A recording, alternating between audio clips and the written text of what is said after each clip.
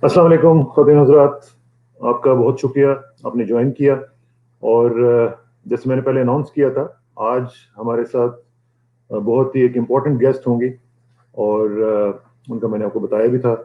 Doctor Ivan Ridley आज हमारे साथ होंगी और उनके साथ आज गुफ्तगू हम करेंगे और मैं आपको उनके बारे में थोड़ा सा बताऊंगा भी, लेकिन मैं थोड़ा सा उनको स्क्रीन पे ले आऊं और फिर आपके साथ उनका तारुफ करवाता हूं और ताकि आपको पता चले कि उनका बैकग्राउंड क्या है। So we are joined by Dr. Yvonne Ridley. Assalamu alaikum, Dr. Yvonne. Walaikum salam. Delighted to be talking to you tonight. Thank you very much, Yvonne. You're such a great person. Whenever I requested you, even when I was in Pakistan, you always responded positively, and for that I really thank you. You're welcome.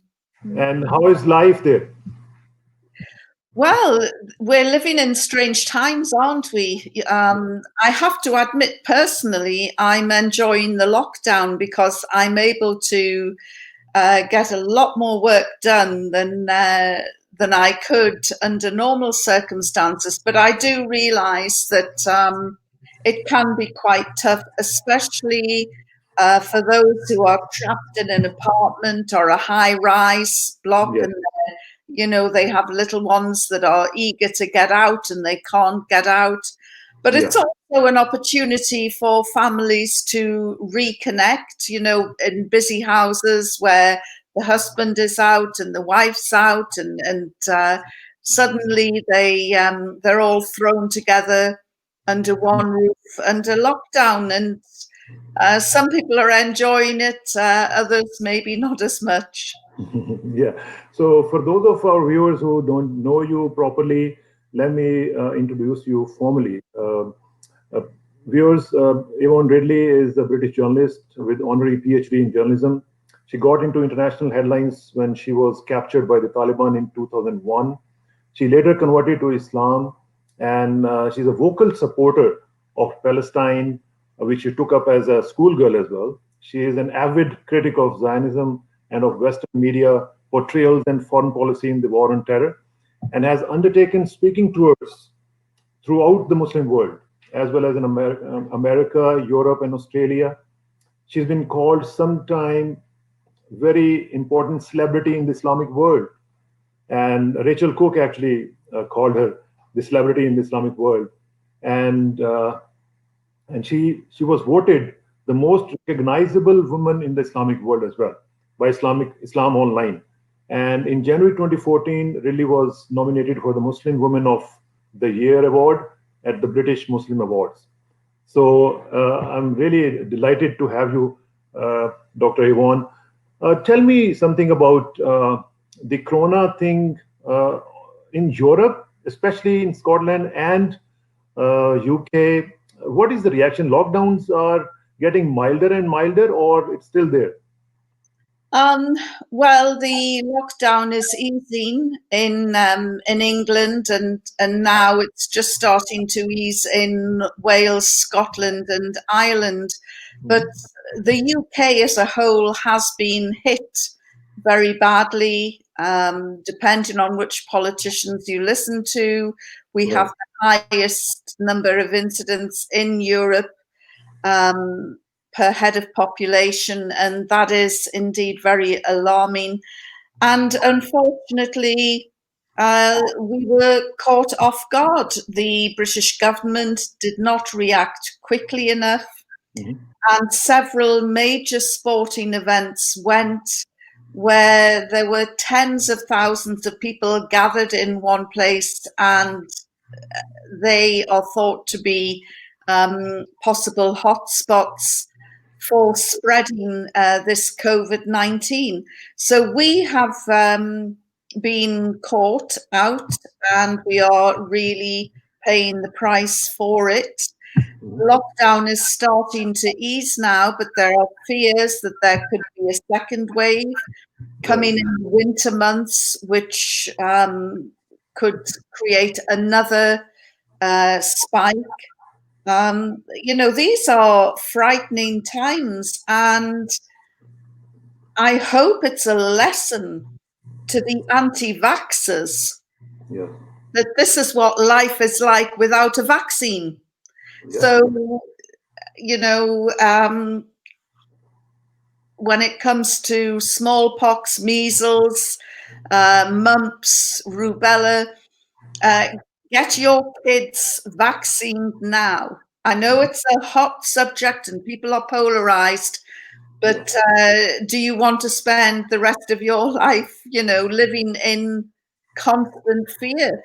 I travel a lot. I've cancelled trips to Malaysia, Japan, Pakistan, Australia this year alone. And I think that it's going to take a lot to get me on board a plane until we get a vaccine Yeah. for this disease.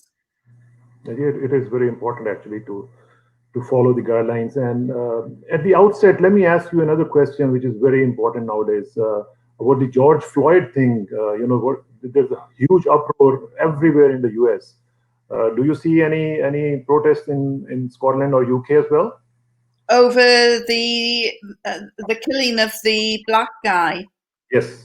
Yeah, there have been demonstrations in this country as well, and it's absolutely horrific. Mhm. But, you know, I think that we have to recognize two things. One, being a person of color in the United States at the moment uh, carries with it certain risks because America under Donald Trump is turning into quite a racist society. And the other thing that we must remember as well is that a lot of these American police have been trained by the Israeli military, who, you know, only on Saturday, a young Palestinian man who was autistic was shot dead by by a military soldier, and these are the sort of people who are training the American police. And Yeah. you know, depending on which way you look at it, Right. uh, according to former U.S. President Jimmy Carter, Israel is an apartheid state. Yes. So you know, all these things are interconnected, and really, as ordinary citizens of the world, I think that we have to come together and protest and demand justice for people like George, for people like the young Palestinian who died on Saturday. Nationality, skin color, gender should not matter. These extrajudicial killings should not be happening. Absolutely, absolutely. And as a matter of fact, you just mentioned about that Palestinian guy who was disabled, and that was horrific too. And I think there is people are actually drawing a parallel between the two situations, because they think that the training the U.S. police is getting from the Israelis, maybe because they are following the same model.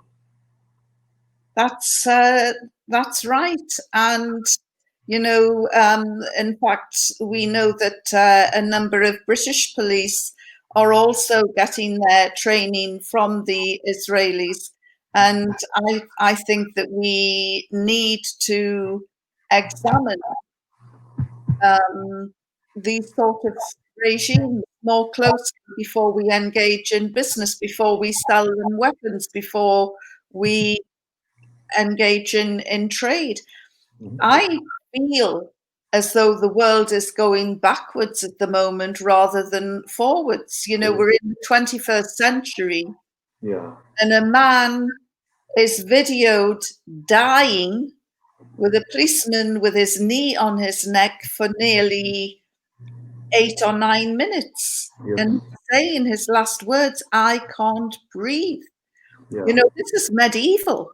This Yes. should not be happening in the 21st century, and certainly not in a so-called civilized country like America. Mhm. Absolutely, absolutely, you're right. Yvonne, let's go back to your captivity and when you were captured. Uh, those 10 or 11 days, they were so important that you wrote a book in the hands of Taliban. And tell us, and can you walk us through those 10 days, what happened, and how they created so much impact that you decided to start thinking of conversion? Well, they were 11 terrifying days, 10 nights. I did not think that I would ever survive to tell the tale. I had bought into the narrative pushed by George Bush and Tony Blair that the Taliban was the most evil, brutal regime in the world. And of course, America and Britain and other allies were about to start a bombing campaign on Afghanistan. And you Right. can't drop bombs on nice people. So over 20 days was spent demonizing the Taliban. And I fell for that propaganda. So when I was captured by them, I genuinely thought, these guys are evil, they hate women. I'm not going to get out of here alive. Right. But what those 11 days gave me was a unique experience to be able to talk to these men to find out why they were portrayed as brutal and evil. And I was fearful the whole period. It was only when I was released on humanitarian grounds and walked across no man's land back into Pakistan that I realized I had indeed been treated with courtesy and respect. But nobody wanted to hear this because the war had started. And as I said before, Yeah. you can't drop bombs on nice people. So, but it was an interesting period. One of the biggest stories that was put out by Tony Blair was that these people are so evil they won't even let children fly a kite. And you think, gosh, how sick in the head do you have to be to not allow a child the simple pleasure of Absolutely. flying a kite? So I asked them, I said, why won't you allow children to fly kites? And they looked and they said, well, they can in the countryside, but we don't allow them to fly kites in the cities and the towns because they run across rooftops and they get so excited and so focused, they fall off the roof. Yes. And they get their kites wrapped around power lines and bring down power cuts. And I said, how can something flying on a piece of string cause a power cut? And they laughed and they said, we fly our kites differently in this region. Yeah. The children have a wire running through, they dip the wire in glue and then powdered glass. And it's not just about flying your kite, it's about cutting each other's kites down. And it becomes a competition, and then it's the last kite flying that wins. And I thought about this, and I just thought, if I tried to fly a kite in Oxford Street in London, or you tried to fly a kite in Times Square during the Christmas lights season in Yeah. New York, or another capital city, you'd be arrested. And so what Tony Blair and George Bush did, they picked out a little bit of fact and twisted it and threw it back out at the public. And I thought we could do this in Britain, because if you go on housing estates, there are signs, no skateboarding, no ball games, no football. And you could turn around and say, Tony Blair's Britain is so evil, they won't even let a child kick a ball. And then you would just film all the signs saying no ball games, no that. And this is how propaganda works. And of course, we're seeing a lot of that today with the advent of fake news and media manipulation. And so, what I urge people to do, I'm guilty of it myself. You know, you see something shocking and you pass it on to your friends. Yeah. Where does it come from? Is it true? Is it accurate? Did this happen? Is this fake news? Is this fact? Why has it been sent to you? Who sent it to you? Who did they get it from? Yeah. And then you begin to realize, and I would say about 60% of the YouTube videos I am sent these days have no factual basis at all. That's And, you know, I've 3 or 4 times earlier this year, I was sent a video of a woman wearing a hijab being beaten up by police inside and it says inside a police station in Britain. When you sort of calm down and start analysing it, you realise the plugs are different, the switches are different, the police uniforms aren't British police. But of course, you know, each and every one of us has to become a researcher and check and check and check again to right. make sure that we are not passing on false information. So, can you tell us, Yvonne, when you were released by the Taliban, what happened? Then you started reading Quran, reading about Islam. How did it go? What was your journey like? Well, I realized just by watching them and observing them that Islam wasn't just a religion you picked up for Friday prayers and put down after Friday prayers. It was a whole life system.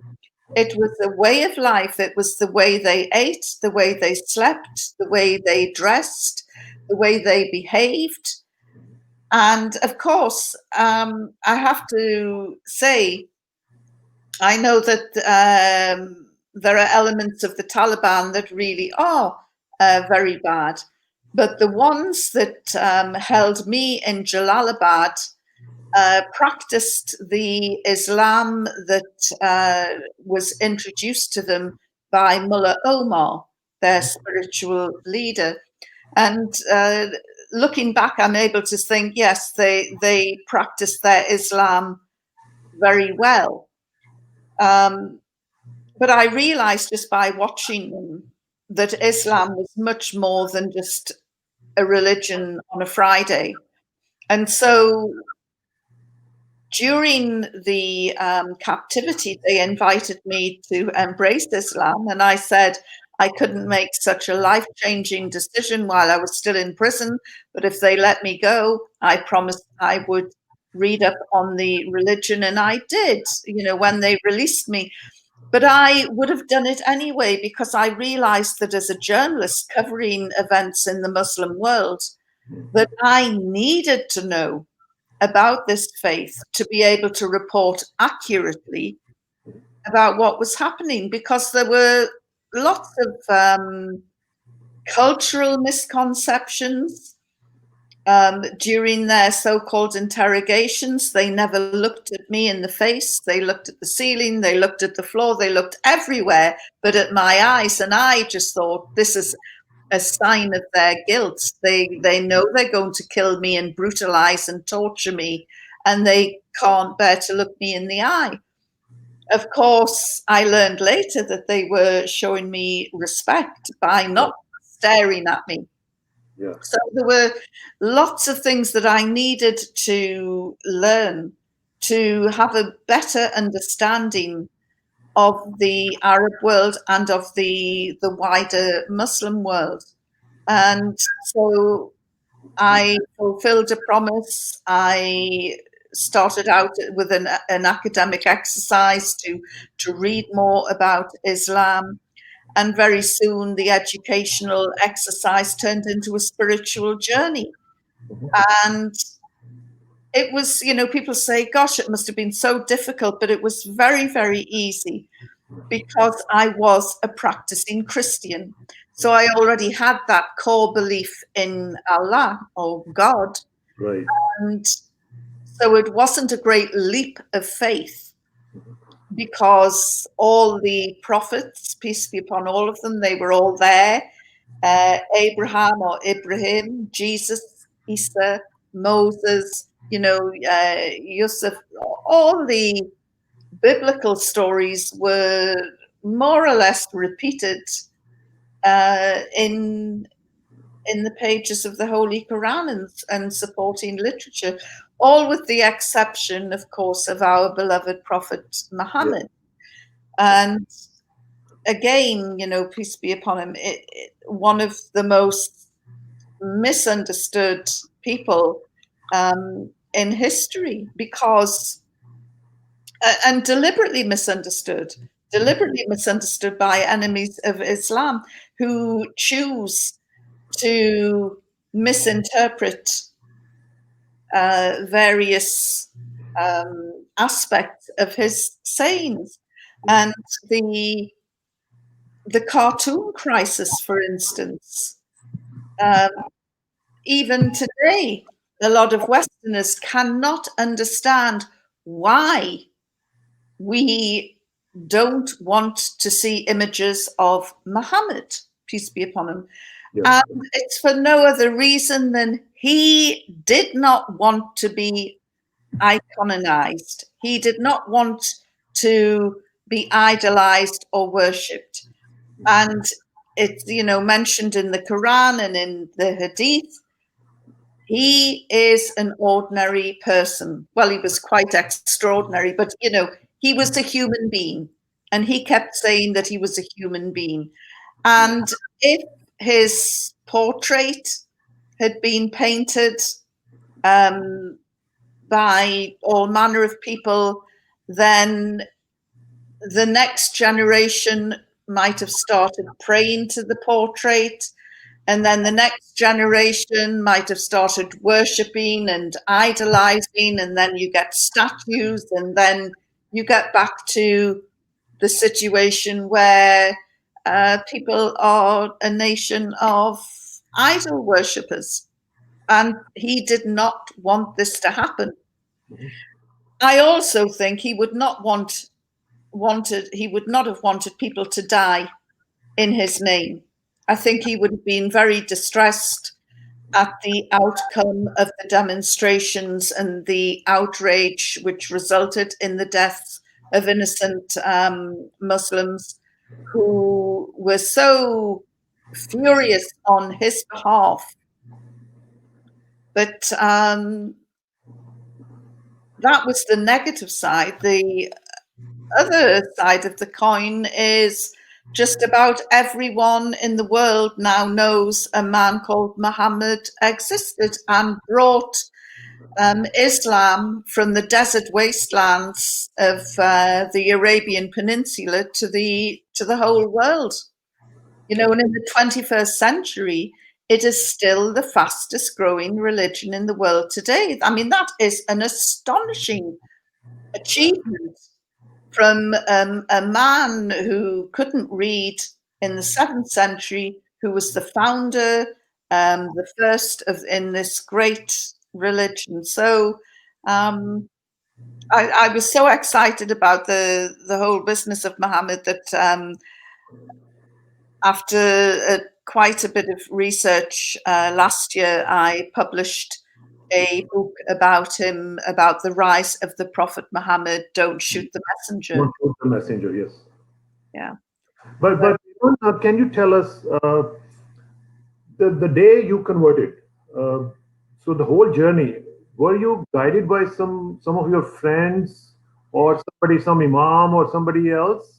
Do you know, I was so blessed because of the Taliban experience. I had become almost an international figure. Yes. And so I was able to access some of the finest minds in Islam, from Saudi Arabia, from Egypt, from Pakistan. And even today, I'm blessed that I have some wonderful people who I can contact and ask their advice. And so, there were lots of issues that I wanted to learn about, and in particular, women's issues. And so I was able, as I say, to access some great minds, and they taught me to analyze more and to use the brain that God gave me, and which is what I try and do. And if I get into a subject that's quite difficult, I might contact somebody and ask for their opinion, and then I'll contact somebody else and ask for their opinion. And I get a broad spectrum of opinions, and then I'm able to make what I think is an informed judgment. Somebody who helped me, for instance, with the Muhammad book was Justice Taqi Usmani, who yes, and just what a great mind he has, and he looked through what I'd written, and he was able to say, avoid that hadith, it's quite weak, maybe you should use this one to emphasize the point more. And he guided me, and he has a great mind and great analytical, and this is what we need. There are very few, I would say, great scholars in the world today, and unfortunately some of them are locked up in Saudi Arabia, and great minds. And I'm thinking of Sheikh Al-Auda, who is, I've met him several times in London, as well as over in Saudi. And it's criminal that a man with his vast knowledge is locked up like a common criminal. It's really sad. But I have had all sorts of people helping me on the way, and people of different groups, different schools of thought, different sects, and I'm grateful to them all. That's great. And we were talking about Taliban, Yvonne, and how do you make this situation in your mind? Because they were declared terrorists, their government was overthrown, and after so many years, now all of a sudden, there's a change of mind, and the US is making agreements with them, and now they are back. So, so, so now they are no more terrorists. Well, this is the world we live in, isn't it? I mean, Margaret Thatcher called Nelson Mandela a terrorist. Yes. And yet at his funeral, we saw world leaders taking selfies of each other to say, oh, look, I'm at Nelson Mandela's funeral. Yes. And, they all wanted some of the Mandela stardust. And yet, a few years earlier, Margaret Thatcher was calling him a terrorist. You look at the situation in Ireland. A few years ago, the IRA were branded terrorists, and then the next thing you know, Bill Clinton is flying over and meeting Tony Blair, and everybody's shaking hands and sitting down and thrashing out the Good Friday Agreement and making peace. Yeah, absolutely. You would think that we would learn that you make peace through talking. You don't make peace through the barrel of a gun. Absolutely, absolutely. And Yvonne, let's talk about your subsequent career. After your conversion, you delivered lectures on issues relating to Iraq, Israel, Afghanistan, Chechnya, Kashmir, Uzbekistan, women in Islam, the war on terror, and journalism at universities across the US, Australia, South Africa, and Middle East. Yes. And then you authored and contributed towards a number of books called, for instance, we just talked In the Hands of the Taliban, then Ticket to Paradise, and then a later book entitled Torture, Does It Work? And in 2019, you authored the book The Rise of the Prophet, as we just mentioned, Prophet Muhammad Sallallahu Alaihi Wasallam, and Don't Shoot the Messenger. And then the latest in 2020, a historical fiction called The Caledonians, Mr. Petry's Apprentice.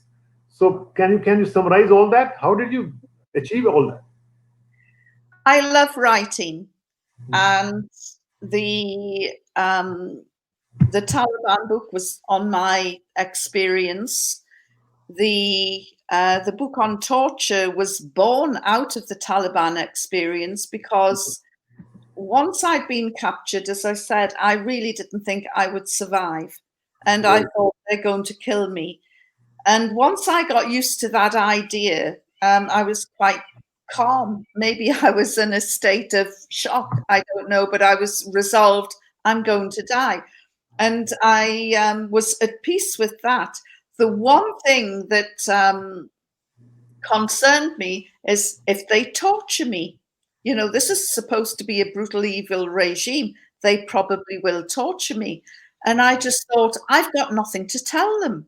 They think that I'm some sort of spy. They thought I was some sort of an American G.I. Jane character. And I just thought, do I, you know, when they get out the electrodes, I start to pull my fingernails out. Do I invent a story to make them happy? Um, if they ask me to sign something, I'll just sign it. You know, I'm not a brave person. If they come near me with a needle, I'll go, right, just I'll sign the dotted line. So all of this had dwelled on me, and I began to think about it after I was released because there were other people in Afghanistan, other Westerners, who were arrested Mhm. and ended up in Guantanamo. And they were tortured and they were brutalized and they admitted to all sorts, none of which was true. But Mhm. this is the effect that torture has. So all of this started playing on me, and then I did a master's degree at university at Buckingham. I wanted to know. It was on a modern war um, degree, and I just wanted to know: is torture a worthwhile, useful weapon in a 21st century military? And I spoke to all sorts of people, including the late Senator John McCain, a real dyed in the wool Republican, Yes. uh, who was a big supporter of George Bush, but extremely against torture because he had been tortured. Yes. He had been It was caught. a good POW. Oh, I mean, he went through hell. And he recognized that you don't get any genuinely factual information from a person when you're torturing them because they will say absolutely anything to make the person who's causing the pain stop. And there was only one case that I found from torture that had produced useful intelligence. And that was a situation where a woman in Australia had was taking her child to hospital. He was ill. She stopped at a petrol station to fuel up. And when she went into the petrol station to pay, just as she came out, somebody jumped into the car and drove off.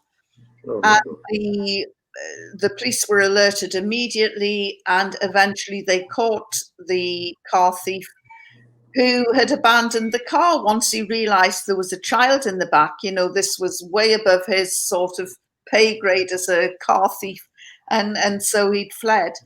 But the police got hold of him. They found the keys to the car in his pocket, and he kept denying that he had anything to do with this car theft. It was a baking hot day. The child was ill, and the police officer involved took this man into a room and beat him within an inch of his life, and eventually he said where the car was parked, and the child was saved. And that was the only on the record documented evidence that I could find from World War One to the present day where the threat of violence and the actual violence had produced some good intelligence which saved a life. That's nice. Yvonne, let me have some questions from the viewers as well. There's a friend of mine, Mazhar Alam. He's saying that, Assalamu alaikum, may I ask, what change the conversion has brought to your daily and personal life? You can see it on the screen as well. Yeah. Well, Brother Mazhar, I'm much more focused and in what I do. I wouldn't say I was a bad person before I reverted to Islam, but I'm much more focused now and much more measured. And I'm known for having a hot temper, but I think I'm more calm and try and not jump first. I try and be more analytical and more thoughtful. And when I get really flustered, I say WWMD, which is what would Muhammad do? Beautiful. And that usually brings me right down, because nobody, no Muslim alive, I think, received the verbal and abuse that he did from all manner of people. Absolutely. And yet he met them all with a smile, with a courtesy, with a dignity.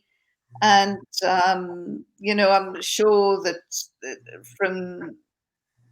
most Muslims will recognize the story of the woman who used to throw rubbish on top of our beloved Muhammad sallallahu alaihi wasallam and shout at him and shout abuse at him.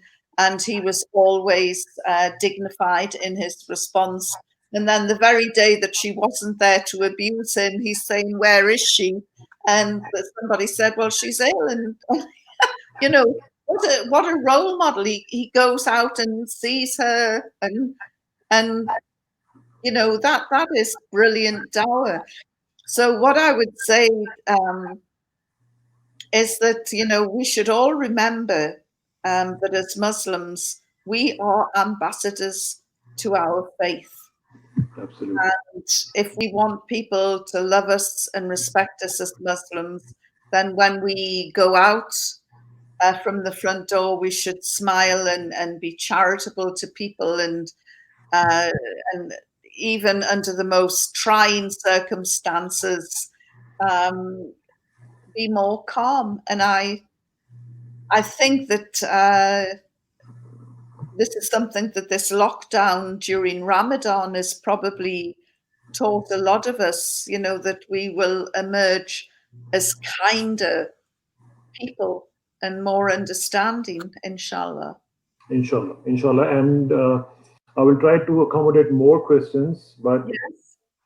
I think people are actually interested in knowing about maybe their daily routine. What is your day look like? Do you have some, public gatherings with you? People come to see you. How does it look like? Well, I'm still working as a journalist. I write for Middle East Monitor and a Turkish news magazine called Gurkan Hayat. Gurchakayat, and I still do radio and TV interviews. Occasionally, I will do fundraising and speak at events. Some on Islam. I'm not a scholar. I'll just talk about my journey and things that are personal to me. Um, so I do public speaking as well, and I love going out into schools to talk to the children and try and empower them, especially the young girls, to look at the world with all the opportunities that are available, and not to be afraid of dreaming. We had a Muslim woman conquer Everest about 3-4 years ago. Yeah. Why can't we have a Muslim woman in space? Why can't we have a Muslim woman land on the moon?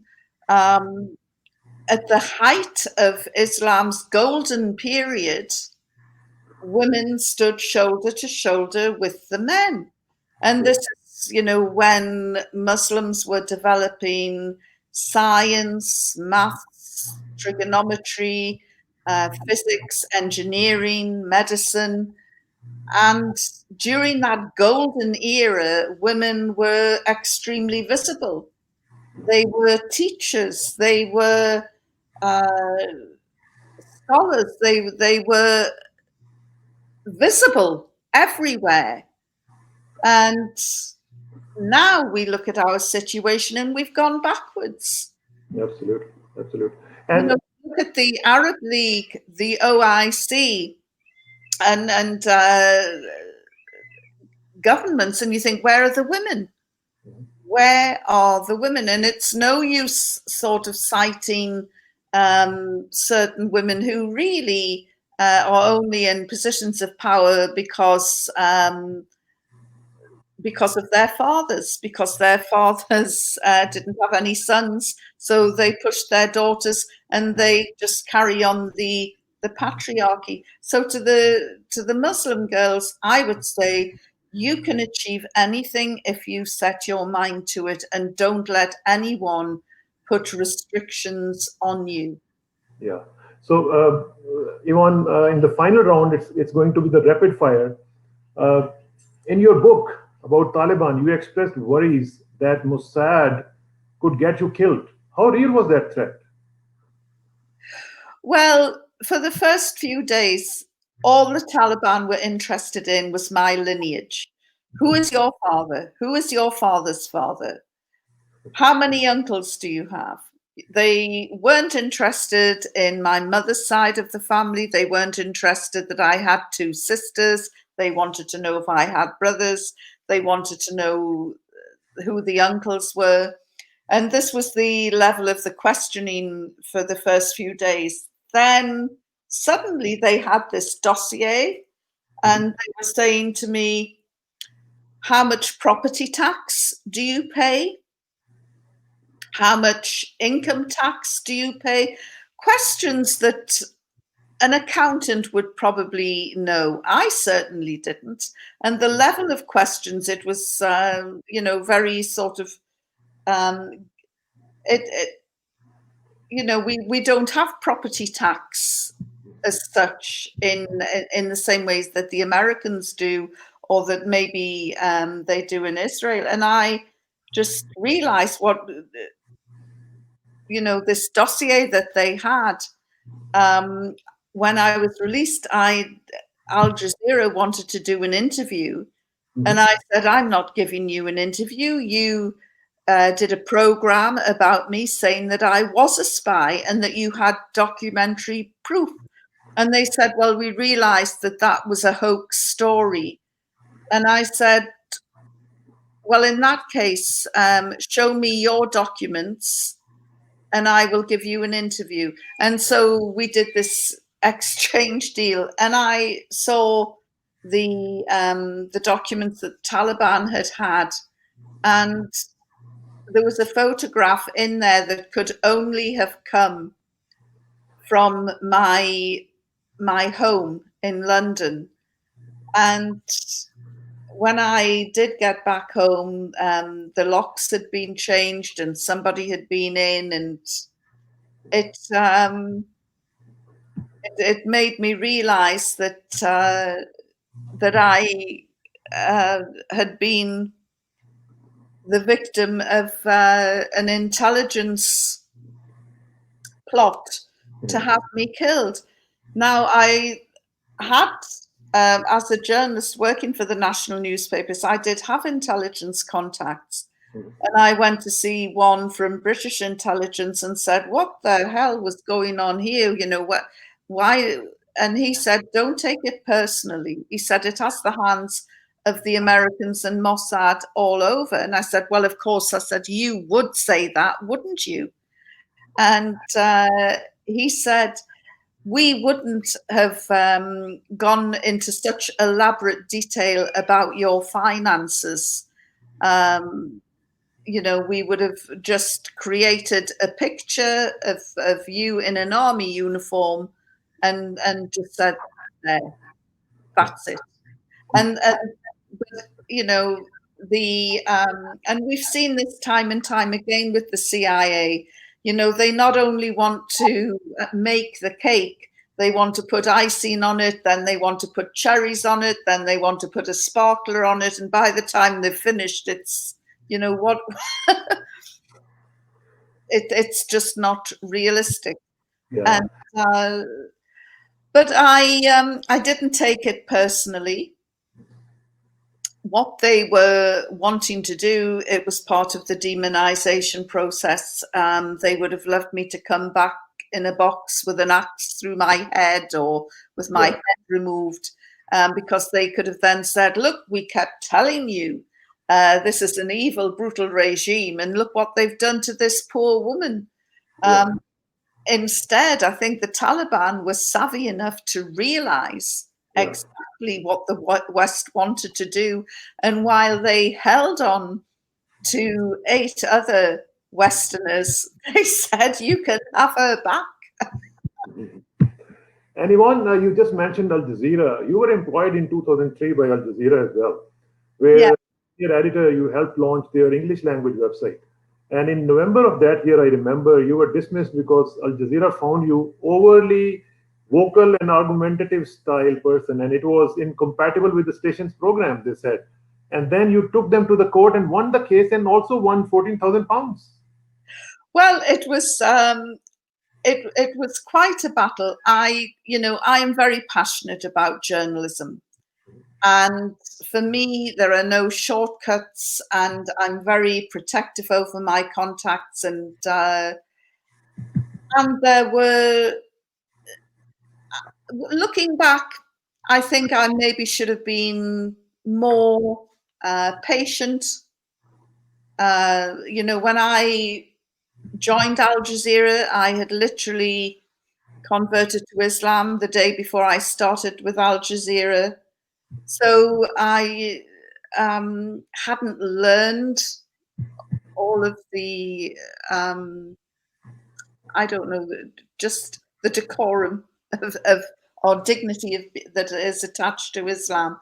So I was still this, you know, Fleet Street journalist, very combative, and would go for creative tension, Yeah. and you know, And the same newsroom. thing, and in Yvonne, the same thing happened with Islam Channel, and where you were doing the agenda with Yvonne Ridley, and that was a current affairs program in 2005, and you filed the case and won it again, and won £26,000 this time. Yes, well, with Al Jazeera, I felt that I was in the right, and they. I think in the Arab world they do things slightly differently. I think the intention was, we'll sack her, she'll beg for her job back, we'll give in and say, okay, you can have your job back, and then she'll be quiet after that. Yeah. But that it was, I'm taking you to court and I'm suing you, and I did. But this is something I would say in Qatar's favor, Yeah.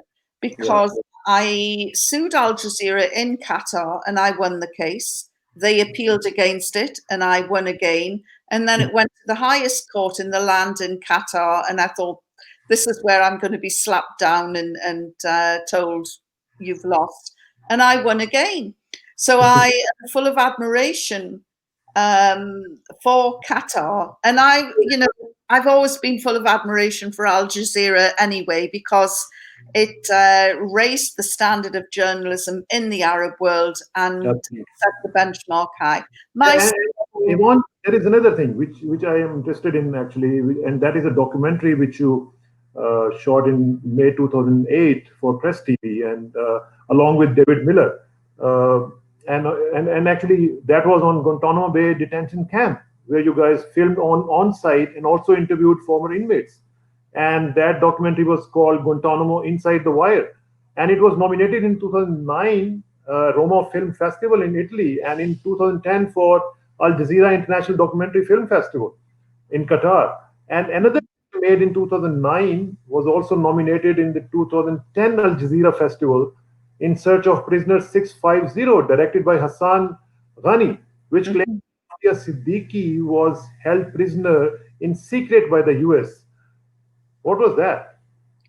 Well, the Afia Siddiqui story is a global tragedy, and one which we all should hang our head in shame, because she, for me, is the most wronged woman on the planet. And I stumbled into the story, and as a result of going to Guantanamo and then coming out and interviewing ex-Guantanamo detainees, I discovered a woman had been in Bagram. We thought it might be Afia, but we weren't entirely sure. The Americans were saying that I was a fantasist, that I was imagining this, that it wasn't true. And the Americans, it's very difficult for somebody like me, who prides themselves in telling the truth, being defamed by a country as powerful as America, saying that I'm a liar. And I sought the help of an old friend of mine, who I've got a lot of respect for, and that was Lord Nazir Ahmed. Mhm. And Lord Nazir Ahmed, he got the bit between the teeth, and he wrote to the Americans um, and demanded to know the truth of the matter. And of course, they're looking at this official note paper. And in the end, they wrote back to him and said, yeah, prisoner 650 does exist, but she's no longer in Bagram. And this was such a relief for me, because, as I say, they had called me a liar. And, for little Yvonne Ridley to stand up against Uncle Sam, it just, the dynamics were. But thanks to Lord Nazir Ahmed, we got to the truth, or part of the truth. And then the more that we looked into the Afia case, I went out with an extraordinary producer, editor, cameraman, Hassan Ghani, and we went into Afghanistan and went to Bagram. And the Americans never expected us to go into these areas.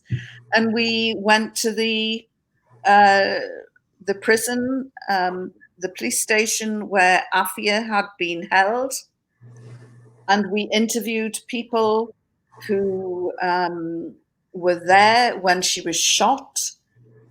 And all of these people gave a very powerful, compelling account. But for some reason, her defense team didn't call them into the court in New York. Mhm. It was the whole trial was rigged against Afia getting a fair trial. Yeah.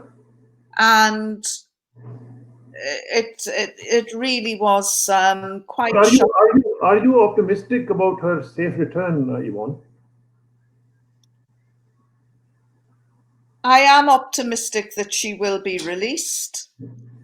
The only thing holding Afia back, to be truthful, is her Pakistani citizenship. And I think that, well, I was days away from getting her released during some very intense negotiations with the Taliban, with the Americans, in exchange for the American soldier Bo Bergdahl, who was being held by the Taliban. And, you know, to the point where we were virtually discussing where the helicopter would come in and drop Afia off and pick up the American. And it was as close as that. And then it just went. And the Taliban told me that the deal was finished. I thought they must have accidentally or maybe deliberately killed the American soldier, and that's why. And they said, no, Afia is off the table. And I said, but why? And they said, because the Pakistan intelligence service have found out about our negotiations and they don't want her back. Okay. And coming back to the UK, Yvonne, you have been very critical on British foreign policy as well. You said it once, and I quote, let me read it to you. How can anyone be proud to be British? Britain is the third most hated country in the world. The Union Jack is drenched in the blood of our brothers and sisters across Iraq, Afghanistan, and Palestine. Our history is steeped in the blood of colonialism, rooted in slavery, brutality, torture, and oppression. End quote. Can you explain that? Well, you just have to know your British history to know that it's true. Um, we as in Britain or the British Empire, you know, went into India with the sword in one hand, the Bible in the other, unleashing the rice Christians out into Africa. You know, here's a bag of rice, convert Christianity. And obviously it was a lot more subtle than that. And, you know, colonialism is an evil enterprise. And it wasn't just the British, the Portuguese were at it, the Spanish were at it, the French were at it. The French lost an entire colony in Algeria because of their despicable treatment, brutal treatment of the Algerian people. So colonialism is a really evil enterprise. And Britain was one of the biggest promoters of colonialism. And we have to be honest about that. You have to be And, honest. you know, we have to, I think, own up, apologize, and pay restitution. And Yvonne, any concerns on Israel's latest plan of annexation? Sorry? Israel is planning to annex again. Any concerns about that plan? Well, I think the Palestinians have had enough of British people drawing lines in their country and giving chunks off here and there. But what I would say is that the two-state solution is dead, buried, gone. It's out of the water. It's impossible to have a two-state solution there now. So maybe, just maybe, there will emerge a one-state solution, and the Palestinian refugees have, under international law, the right to return to their lands. So Israel's greed and land grabbing and land theft may actually come back to bite it hard. Because they've done their best to ethnically cleanse the Palestinians from the land. They did it during the Nakba. 750,000 Palestinians were driven out. They didn't just, the narrative that the Israelis want us to believe is that the Palestinians just said, oh, let's just get up and go and leave our barren wastelands to these new people, these Europeans who are coming in. Yes, we'll move on. That didn't happen at all. They were driven out at the point of the gun. Those who resisted paid with their lives. You know, this was a brutal exile. The Nakba, the catastrophe, it happened, it's real. And those Palestinians, the few that are surviving now and their descendants, have the right under international law to return to the lands which were stolen from them. That is the right of every refugee in the world today. You're So right. I think that this will come back to haunt the Israelis. And, you know, my dislike, I think hatred is probably too strong a word, but my dislike of Israel is basically my dislike of the political ideology of Zionism. And not all Jews are Zionists, and not all Zionists are Jews. In fact, there are 50 million Christian Zionists in America today who voted Donald Trump into power. 50 million. So there are many more Christian Zionists than there are Jewish Zionists.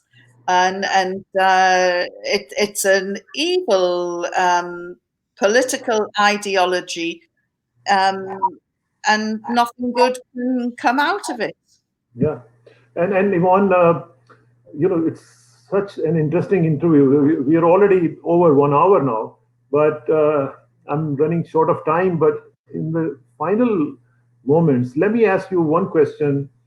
And as a matter of fact, a lot of millennials and generation me ask this question, and they ask me, do we need God at all? Well, I would say to the millennials, read George Orwell's book 1984. George Orwell was viewed by some as an atheist. He wrote this book, his vision of 1984, and it was of a brutal state in which people lived without God. There was no belief in God, and that didn't work well. I think God can enrich our lives. God is within us. It's up to us how we manifest that love of Allah, of God. And I think that without religion, we will have totalitarian states. You just have to look at countries where there are no gods, and do you really want to live in those sort of states? And this was as much as George Orwell was portrayed as an atheist, I sometimes wonder, because his vision of a totalitarian state where God is completely absent was an absolute nightmare. So um, we need God. We need the love of God, and And, and, and, and Yvonne, can you tell me, can we feel God? Any personal experiences you had? Can we feel God? uh, I feel God every morning. Just looking out of the window and seeing the miracle of nature, and of I've got an incubator and I've just hatched some chickens, and watching this egg develop and 21 days later crack open and some life coming out. You know, God is everywhere. We've just got to look around and see the miracle um, of, of, of this planet that He created for us. We must be a big disappointment for Him at the moment. And so, you know, let's resolve to be kinder, be better, kinder to our planet as well. You know, all pollution, throwing a plastic bag in a river, or, you know, bin it. And final question, that is a political question. What is your assessment about Imran Khan's government? And do you have any plans to visit Pakistan when this COVID thing is over? Imran Khan's government, I've always been a big admirer of Imran Khan. And I think that everything that he sets out to do, he does with a drive and a passion. And, you know, his background is a professional sportsman. He wants to win, but he wants to win fairly. And he was exceptional on the cricket field. And I think he will be an exceptional politician who will make things happen, but he needs the support of the people. And, you know, look back at your recent leaders, I would say to the people of Pakistan, and, you know, do you want to be represented by a good, honest, God-fearing man who is high on integrity and the love he has for his country? Or do you want to be represented by people who plunder, who furline their own pockets, who look after their all their relatives and all this nepotism and incestuous relations? You know, I would say the answer is no. You know, I think he's a great leader, but then again, it's not up to me. It's what do the people of Pakistan want, and they've never been represented fairly for years. It's a fantastic country. It has huge untapped potential, and it could be a real leader in the world today, but it has been dragged down by negative forces. And any plans to visit? If my first flight out of the UK was to Pakistan, I would be a very happy person. It's like my second home. I love the country. That's great. That's great. Thank you very much, Yvonne. It's such a great pleasure to have you again on my show. You are an inspiration for all of us. Well, thank you for inviting me, and thank you for all the questions. And take very good care of yourself. Thank you. And see you soon, inshallah.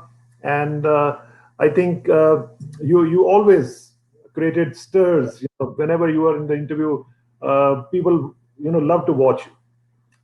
Thank you very much. Okay, thank you. Salam alaikum. Assalamu alaikum.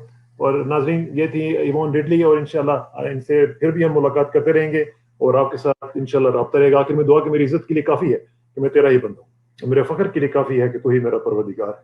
तो बिल्कुल उसी तरह जिस तरह मैं चाहता हूँ, मुझे भी उसी तरह बना दे जिस तरह तू चाहता है। स्पुरदम बतोमाए हेशरा तू दानी हिसाब कमो बेशरा। मुझे इसरार कसाना को इजाज़त दीजिए। जल्दी मुलाकात होगी इंशाल्लाह। अल्लाह हाफ़िज़। अस्सलाम वालेकुम।